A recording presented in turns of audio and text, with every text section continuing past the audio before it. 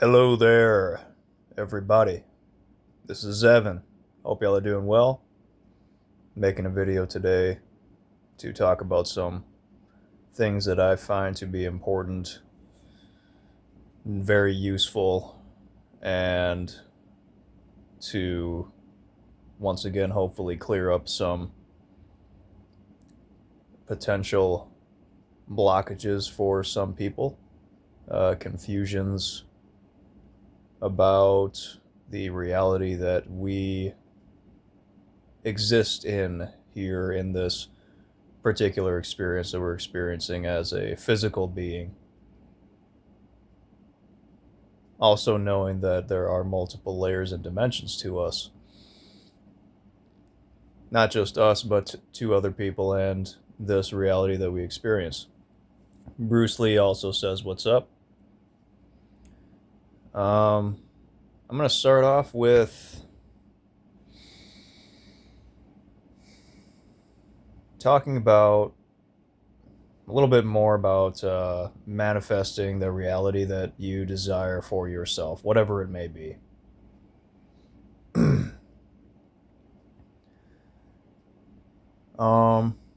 Let's start with the sympathetic versus the parasympathetic nervous system. So the sympathetic nervous system, as we know it is basically a survival part of us. It's like it's part of our nervous system that helps us to survive in life or death situations. We either fight or we fly away, so to speak. And the sympathetic nervous system is the exact opposite of that. Instead of, let's say, an outward action to, say, protect yourself or to look for food in like a survival way, like you'd almost look at it from the perspective of it's almost like being in an animal-like state. It's not good or bad, but that's the way that I'll describe it here. And parasympathetic would be more so inward. It's actually very magnetic when you're able to access that part of the nervous system. And this is something that you should not try to force. I think the best way to access that more relaxed, calm, not thinking about the future or any other events that may, like you're trying to either rush towards the future or you're worried about the future. It's actually about allowing the future to come to you. Being in the parasympathetic nervous system allows for timelines to collapse.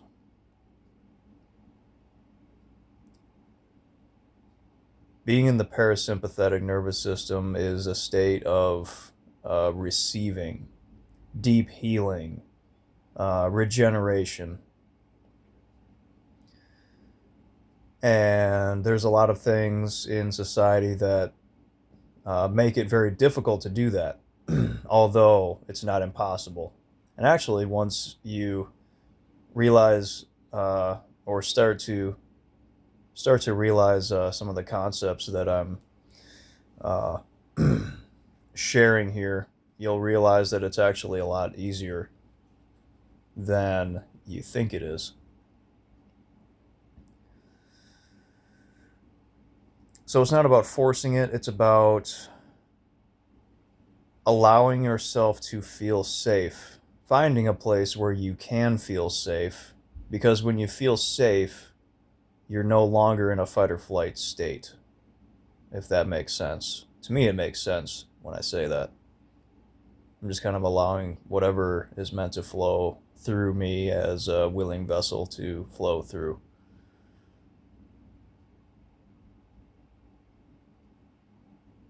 So change is inevitable. um, whether we know it or not, we're actually always, usually, if we're in a fight or flight state, we're just resisting the change that wants to come into our life. Life is always actually working for you and ultimately through you. But if you're blocking yourself by constantly being in a fight or flight state, or you find yourself stuck in a fight or flight state, those things will take what seems to be a very long time to manifest in your current reality. So, finding a safe place, finding a place where you can relax, just finding what makes you feel safe, whatever it is, and cultivate that as best you can, but also don't force yourself to feel a certain kind of a way. There are things that we need to allow ourselves to feel and experience the feelings of, but see them as they come up, let them arise, but then don't hold on to them. However long that needs to be felt in order to be released. Once you release it, then you can come back to still point, right here or right here. And just feel into that. Breathe. Connect with your breath. There are some, different methods that one could use, and you could probably come up with your own, because really I'm doing all of this in my own way. And as much as a lot of the changes that are happening in my life now, a lot of like outward action now is starting to occur, but I'm also noticing that I'm wanting to do too much, and my physical body can't quite keep up with everything that I want to do at this current moment. So that's where accessing the rest and regenerative side of the nervous system is extremely important and very necessary if you're wanting and desiring to manifest into your current reality the one that you desire to experience. And another really good thing is to just pick one thing, and no matter how minuscule it is, however you perceive it to be either a large or a minuscule thing, action, whatever it is. Like for me, I've made it a point to do coffee enemas every single morning now. I haven't missed a day for a while, and I believe how you do one thing is how you do everything. So if you're consistent with one particular thing, that will slowly start to branch off into other areas of your life, and you will just have a natural tendency to want to start doing more. And patience is so key with this, because being in a sense of urgency actually will block you as well. Thinking like, oh, there's not enough time. Well, really, there is no time. Whatever time it is, the time is now. And there's no urgency in right now, because right now is ever present always at any given so-called time. So there's no urgency. Unless you perceive urgency, then you're back in fight or flight. There's no rush, like the parable of the tortoise and the hare, right? The hare runs so quickly, real fast, real quick, just speeding past the tortoise. And then the tortoise eventually catches up to the hare because the hare burnt out. And the tortoise just slowly walks on by while the hare is hurting, recovering big time, because he was in fight or flight. And the tortoise knowing that he would finish the race. It didn't matter how long it took. He just, inched his way along. I made or I shared a fact about how the compass was invented before traditional clocks, because it only matters the direction that you're going. It doesn't matter how long it takes you to get there. And it really does not, unless you make it matter. But then you just block yourself. You're blocking yourself by all of this urgency, all of this, I gotta do this, I gotta do that, I gotta do this. And if you find yourself in a place like that, like in life right now where you're experiencing that, there's nothing wrong with that. That's fine. I've experienced plenty of it myself, which is exactly why I'm able to talk about it from a place now, realizing that I am shifting my reality into something completely different now than I'm being surprised every day by something that I'm like, what? And maybe further down the line, I'll get into some of those certain ones that for me are absolute proof that a lot of what I'm sharing here can actually be of practical value for somebody to literally shift their reality into a completely new timeline, because that's what it is. Just a timeline. We're existing in certain kinds of timelines depending on our frequency. You look at timelines almost like dimensions of time, dimensions of, energy, whatever. No exact label you really need to put on it. I don't get worried about that. Labels. Usually slapping a label on something just limits it and puts it in a box anyway.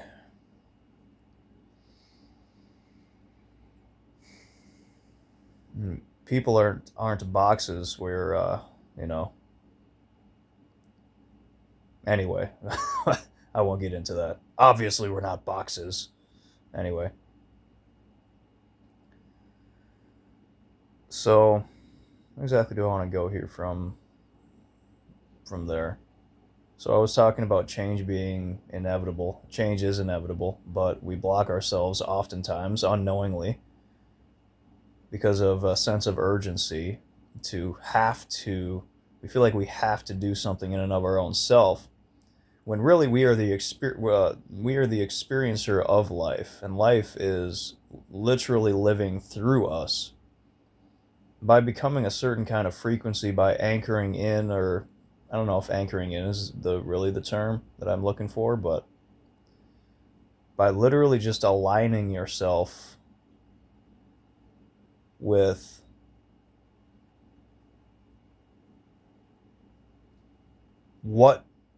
aligning yourself with the feeling that you already have everything that you desire already right now, that you have it right now, and practice visualizing that as often as you can, or often as,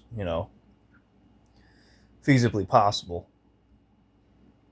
That's where things really do start to change. And they really do. Opportunities will come in all of a sudden, just surprise events will happen that seem to kind of lift a bit of what could have been a burden on your psyche, on your shoulders type of thing. And all of this is connected. It's not to say that you don't do anything and you just become passive. That's not what I'm saying. I'm saying the more that you access your parasympathetic side of your nervous system, you literally, and this can be proven now with science, you become a magnet for whatever frequency you are or are starting to cultivate within you. And that's free will choice. The free will of perception as well is a choice. However you perceive something, that is how real it will be for you. And there are certain, certain things, certain types of things. It's your perception. It doesn't necessarily change like grounded down to earth facts. You know what I'm saying? It's how you perceive it. And that's what will be true for you. It doesn't make something more or less true. It's just how you're perceiving it to be, or whatever you believe. And that will always be as real for you as you continue to be that frequency. It's either a conscious or an unconscious choice. And once you become conscious of it, now you really are having stewardship over whatever choices that you're making. And that's a big responsibility for your own life, for sure. Great power comes great responsibility. Once you become a conscious creator, instead of unconsciously creating,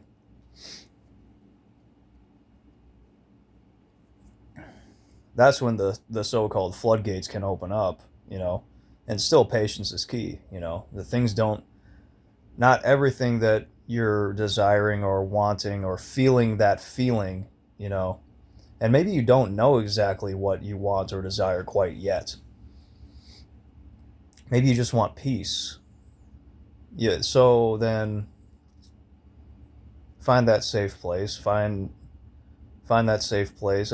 Whatever makes you feel the safest that you have available to you, and just be with that, and relax your body, close your eyes, something like that. Whatever works best for you, and just like really feel into that.